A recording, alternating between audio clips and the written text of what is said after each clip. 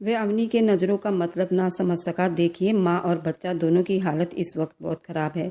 हम कोशिश करेंगे दोनों को बचा सके, लेकिन प्लीज़ डॉक्टर, आप माँ को बचाइए। विराज की बात पर डॉक्टर चुप से पलट गए।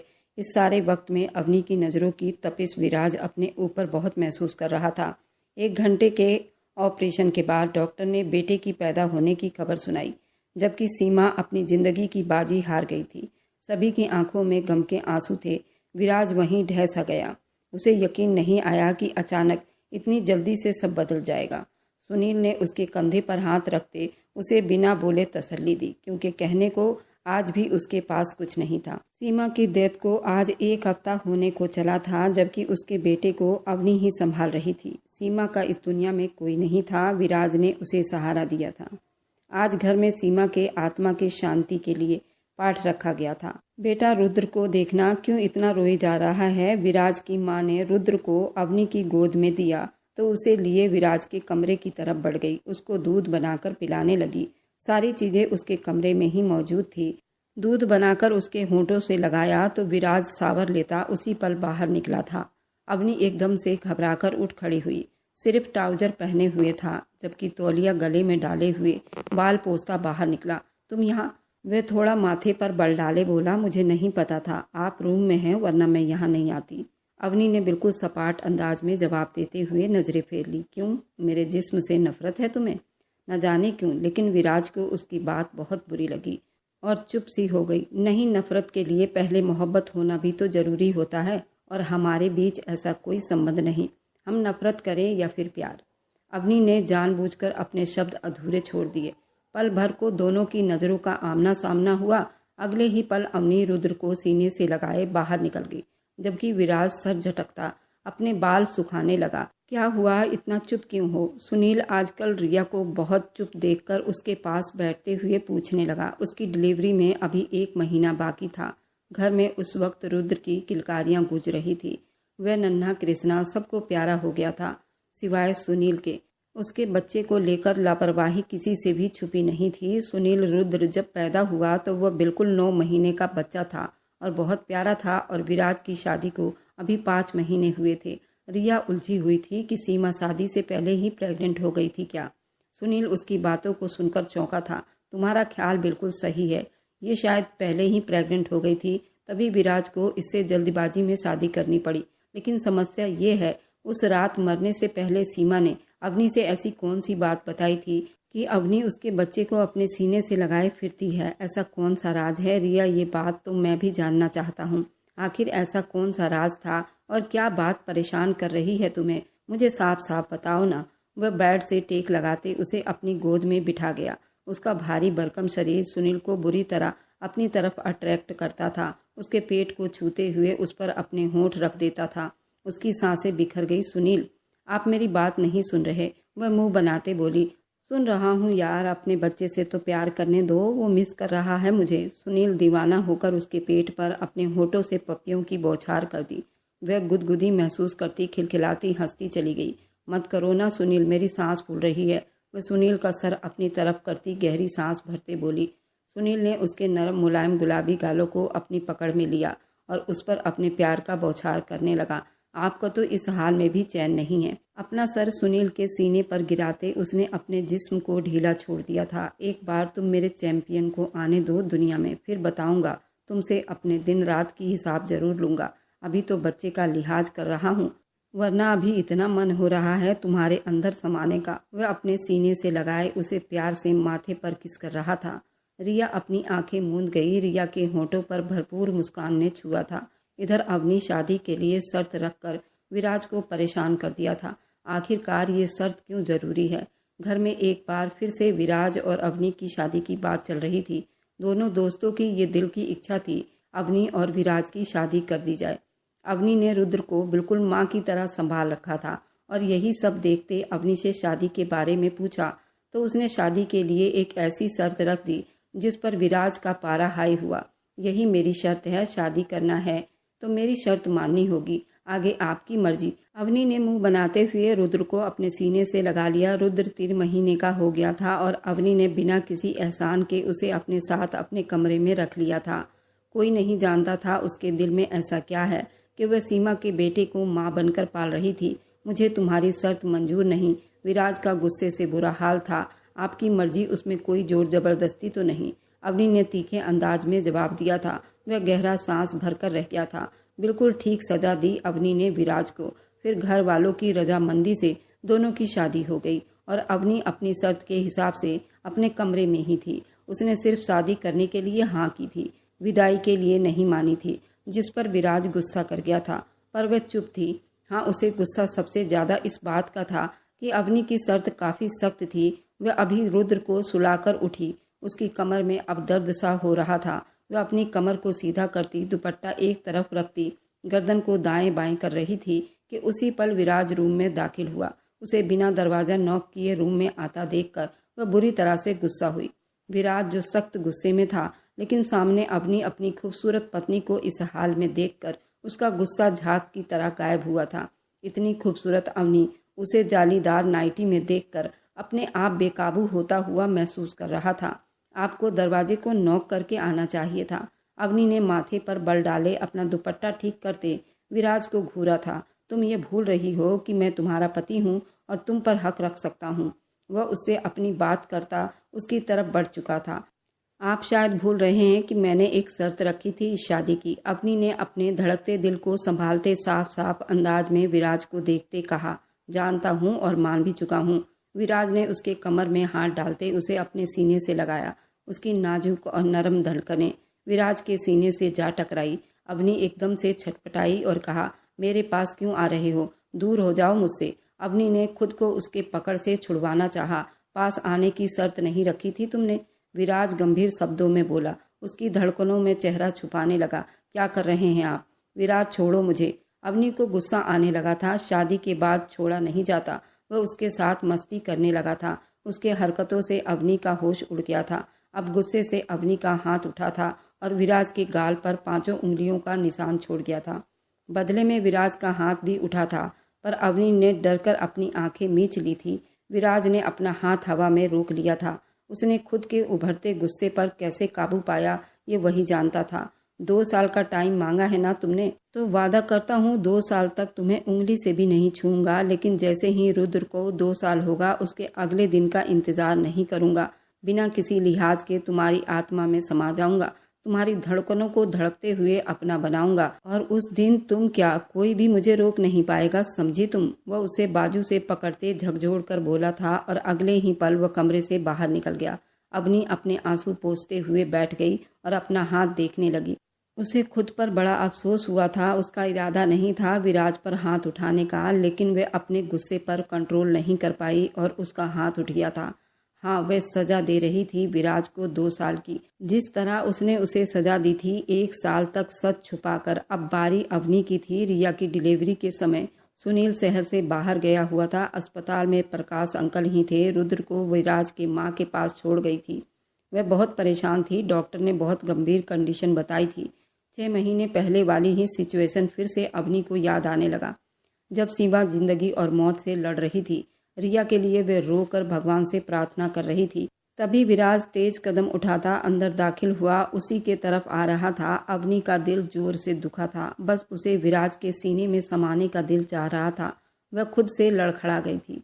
विराज उसे अब चाहिए था, हर हाल में चाहिए था। विराज जैसे ही उसके पास आया, वह एकदम से उसके सीने से जा लगी। विराज वही बिल्कुल चुप खड़ा हो गया। उसे यकीन नहीं आया कि अवनी यूं खुद आगे बढ़ते उसको गले से लगा सकती है। विराज ने उसे खुद से अलग करना चाहा, लेकिन वे और ज्यादा उसके साथ जोर से चिपक गई। उसका रोना विराज को तकलीफ दे रहा था। उसे साथ लगाए हुए बेंच पर बैठा था, जबकि वह उसकी शर्ट को मुट्ठियों में दबोच कर बस हिचकियों से रो रही थी। अवनी, संभालो खुद को, विराज ने धीरे से उसे कहते हुए खुद को फिर से छुड़वाना चाहा। अवनी खुद पर काबू पाते पीछे हटी थी, अपने आंसू पोंछने लगी। I am sorry. अवनी बेकाबू होने पर शर्मिंदा हुई थी। विराज जो अब चुप ही था। कुछ ही देर में डॉक्टर ने एक छोटा सा बच्चा उनकी गोद में दिया। वे सब खिल उठे। रिया भी अब ठीक थी। सभी ने भगवान का धन्यवाद किया था। मुश्किल टाइम टल गया था। रिया को घर लाया गया था। सुनील अपना बच्चा देखकर बहुत खुश था। रिया के माथे पर अपना होंठ रखते हुए धन्यवाद कर रहा था। घर में खुशियां छाई हुई थी। विराज ने पूरे घर को संभाल लिया था। अवनी भी उसके साथ लगी घर सजा रही थी। रुद्र और विराज के आने पर पूरा घर खुशियों से भर गया था। रिया को स्पेशल ट्रीट दी जा रही थी। एक छोटी सी घर में पार्टी रखी गई थी। अवनी ने अपने हाथों से रिया के लिए केक बुक किया था। सबने शाम को मिलकर पार्टी को खूब एंजॉय किया था। विराज लेट आया था, इसलिए वह इस पार्टी का हिस्सा नहीं बन सका था। उन दिनों ऑफिस में काम बहुत ज़्यादा ही बढ़ गया था। थका हारा वह घर आया तो काफ़ी रात हो चुकी थी। वह किचन में खड़ा फ्रिज खोला, अपने खाने के लिए कुछ निकाल रहा था कि अवनी के हाथ का बना केक उसकी नज़र के सामने आया। उसका जी चाहा कि अपनी पत्नी के हाथ का केक चखे, लेकिन फिर दिल पर पत्थर रखकर वह दूसरा बॉक्स खोला। उसमें चेक करने लगा, जिसमें वेज बिरयानी देखते हुए अब एक बॉल में गर्म कर रहा था। साथ मोबाइल पर अपनी इमेज चेक कर रहा था कि उसका ध्यान माइक्रोवेव से हट गया। अवनी ने जल्दी माइक्रोवेव बंद कर दिया। वह भी वहां पर आ गई थी। विराज भी मोबाइल में बुरी तरह बिजी था। वह अफसोस करता ना में सिर हिलाते वेज बिरयानी प्लेट में निकालने लगी। विराज गहरी सांस लेता पलटा तो अवनी वेज बिरयानी की प्लेट हाथ में उठाए उसकी तरफ आता देखकर उसे आश्चर्य हुआ था। फिर चुप से वहीं डाइनिंग टेबल पर बैठा वेज बिरयानी खाने लगा, जबकि अवनी को पूरा नज़रअंदाज करते हुए वह मोबाइल में बिजी था। तभी उसके मोबाइल पर कॉल आने लगी। अवनी पानी का गिलास भरते उसके पास टेबल पर रख रही थी। विराज किसी लड़की से बात कर रहा था। मैंने फाइल चेक कर ली है, आप उन्हें मैनेजर को फॉरवर्ड कर दो। विराज फ़ोन पर उस लड़की से बात करने में बिजी था। नहीं, उसकी ज़रूरत नहीं, मैंने फाइल देख ली है। वह जिससे बात कर रहा था शायद वह लड़की थी। अवनी से ये बर्दाश्त नहीं हो रहा था, पर उसने अपने चेहरे से जाहिर ना होने दिया। पानी का गिलास होंठों से लगाते अब वह कॉल काट कर रख चुका था और टेबल से उठ गया। उसने मुश्किल से 2-3 चम्मच पूरे खाए होंगे। विराज, आपने खाना खत्म नहीं किया। अवनी ने उसे उठते देखकर टोका था। वह चाय बनाती उसके तरफ ध्यान देती हुई बोली थी, बस इतनी ही भूख थी। वह गंभीरता से कहते हुए कदम किचन से बाहर ले जाने लगा। विराज, अवनी ने फिर से बोला तो वह उससे सवालिया नज़रों से देखने लगा। नाराज हैं मुझसे? धीमे शब्दों में पूछा। नहीं, उसने सिर्फ एक शब्दों में जवाब दिया। अवनी कहने लगी, मुझे तो आपका अंदाजा बता रहा है कि आप मुझसे नाराज हैं। अवनी ने उसका रास्ता रोका तो वह अपने होठों को दबाता हुआ माथे पर बल डाले बोला, आप बोल क्यों नहीं रहे? अवनी जज कर रही थी। अभी बोलने के लिए 1 साल और 6 महीने बाकी है। जाने दो मुझे, उसके बाद बात करूंगा। विराज ने बहुत गंभीरता से जवाब दिया था और उसके दोनों गालों को छूते हुए वह अपने कमरे की तरफ जा चुका था। लेकिन आज अवनी को एहसास हो रहा था कि उसने गुस्से में ऐसी शर्त रखी कि विराज को तकलीफ दे गई है, पर अब वह खुद अपनी शर्त से बुरी तरह पछता रही थी। वह उसे सजा देने के साथ साथ खुद को भी सजा दे रही थी। अब सिवाय इंतजार के और कुछ नहीं कर सकती थी। आज रुद्र की पहली सालगिरह थी, जिसे अवनी बहुत धूमधाम से मनाना चाहती थी, पर विराज शहर से बाहर था। उसने बहुत इंतजार किया, उसे कॉल भी की, लेकिन उसने नहीं उठाया। वह रात काफ़ी देर तक बैठी उसका इंतजार करती रही, लेकिन वह नहीं आया। अवनी, बच्चे का केक कट कर लो, शायद विराज को जरूरी काम हो इसलिए नहीं आ पाया हो। सुनील ने उसका उतरा हुआ चेहरा देखकर मोहब्बत से कहा, नहीं भाई, रुद्र उसका बेटा है, उसे याद रखना चाहिए था। क्या उसे एहसास नहीं कि उसकी फैमिली भी है? सिर्फ बिजनेस ही सब कुछ होता है क्या? एहसास, जज्बात कुछ मायने नहीं रखते क्या? वह दुखी अंदाज से बोली। तभी अपने पीछे किसी की मौजूदगी का एहसास पाते हुए पलटी। विराज अपने पूरे आन बान शान से खड़ा उसे ही देख रहा था। वह ब्राउन 3 पीस सूट में था, जबकि अवनी ने पिंक कलर की बारीक साड़ी पहन रखा था और उसमें वो बला की खूबसूरत लग रही थी। रुद्र भागता हुआ विराज के सीने से जा लगा तो विराज ने झुककर अपने गोद में भर लिया। अवनी ने मुंह फेरते अपने आंसू पोंछते रुद्र ने अवनी और विराज के साथ मिलकर केक कट किया। सबसे ढेरों गिफ्ट मिले। सुनील का बेटा विराट रुद्र से 6 महीने छोटा था, लेकिन रुद्र उसको बहुत प्यार करता था। खेल कूद करता रुद्र अवनी की बाहों में सो गया। रिया ने ही सब कुछ समेटा था। अवनी की तबीयत सुबह से ही कुछ खराब दिखाई दे रही थी। उसे रिया ने कमरे में भेज दिया।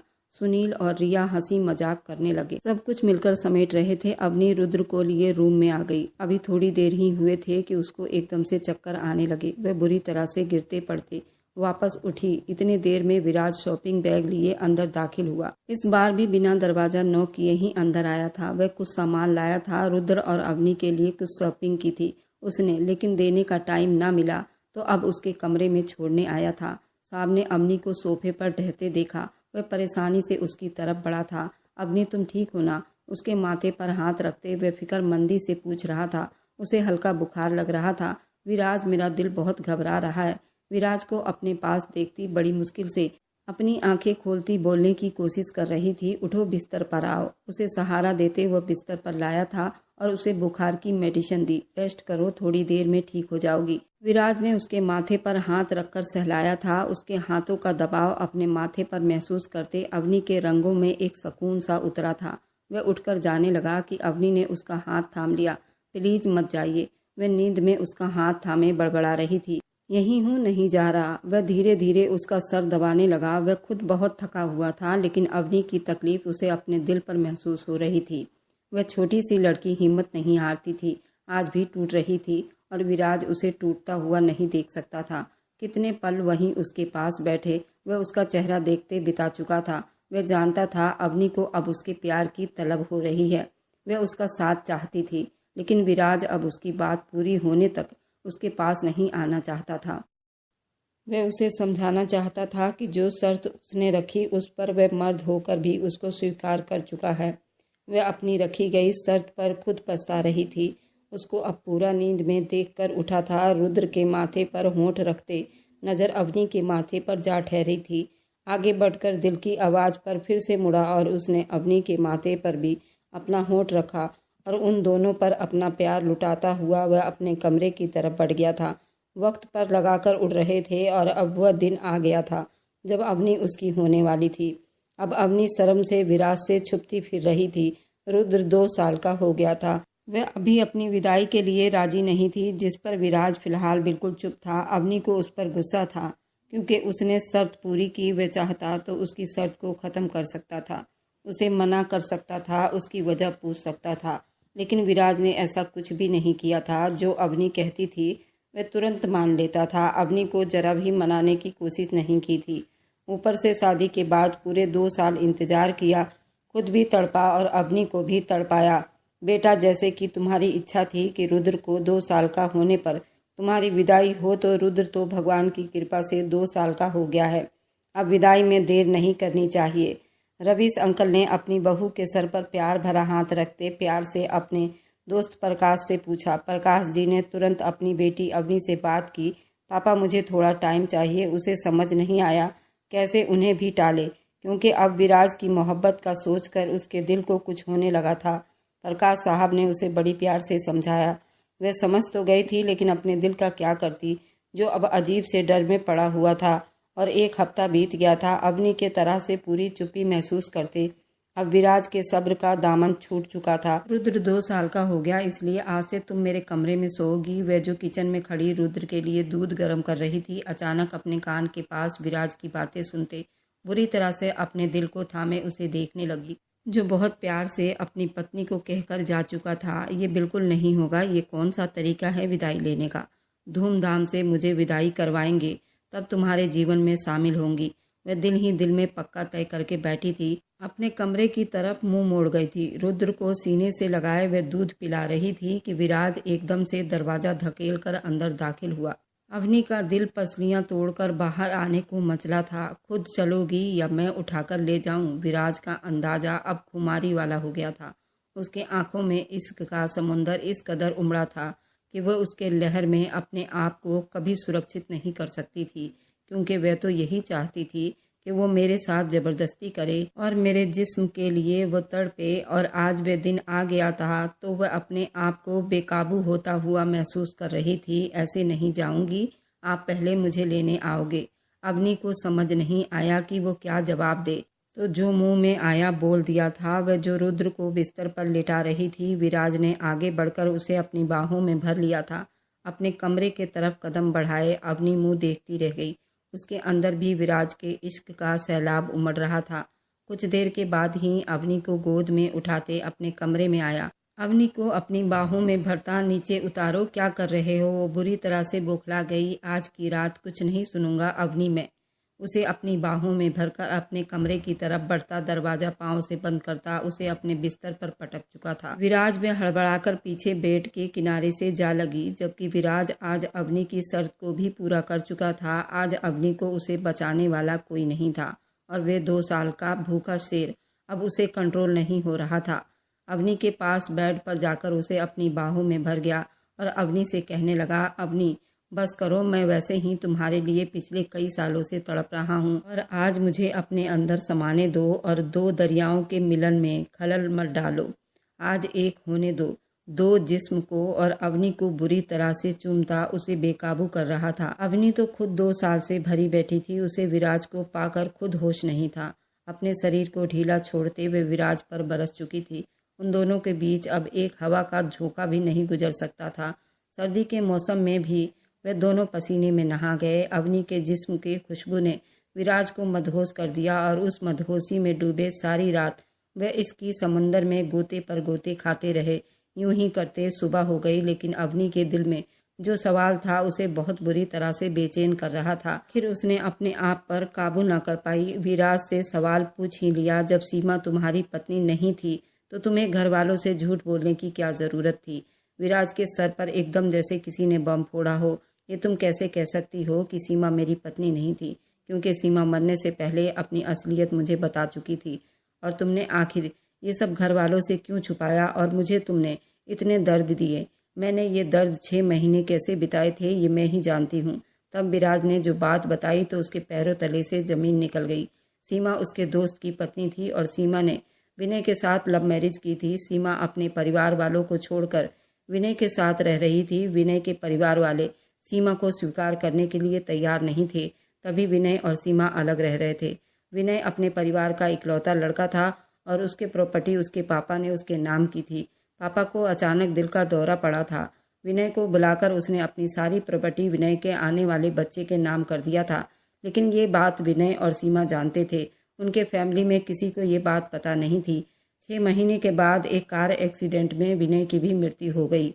लेकिन उसने मरने से पहले मुझसे वादा लिया था कि तुम मेरी पत्नी को मेरे घर वालों से बचाओगे और उसे और उसके बच्चे को हक दिलवाओगे और मेरे बच्चे के आने वाली जिंदगी को सुरक्षित कर दोगे।